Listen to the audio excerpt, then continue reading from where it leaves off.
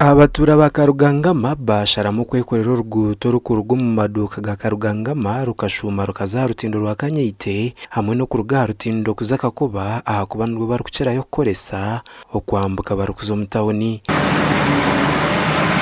ni connection ya seri ukwija kunuye abatuza batuyiro mu macimanya ngukampara kuzakura tera kuziba bizimbe tera kuzibwa ki no muhanda ogwarugire seri urukuzakatete so echo cyabira ibintu byona byahinduka kandi ecabira hariya nahanjikora ki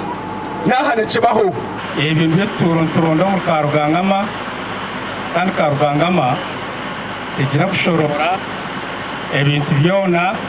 tubikwatanisa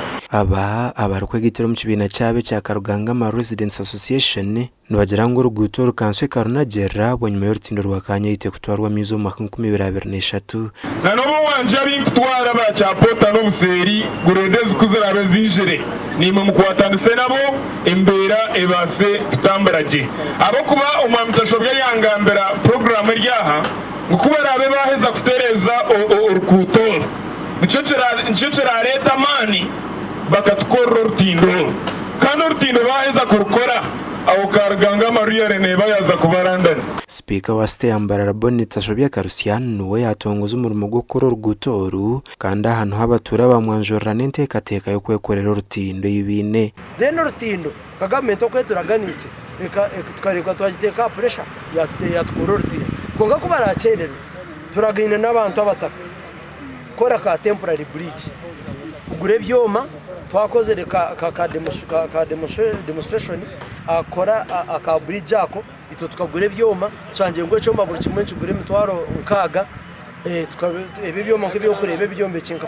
factories ke akazire nebindi hatu tukaberambikaho tukabyosya denu tukabantu tutambura mpaka government ahera kore ki ibyo twene plan yo jangu government ke kukererwa ibyo nk'abantu twesoroze mu esente tugure byoma twine cyoma ikintu cyagwira hansi kuriya twenda kutekayo ebyoma tukabyemereza ku gaso mizi bikimuka biti tukateka yeze ni supports tukaregwamo mu rubazo kugira ngo agamizi gagume garetwa mu rubazo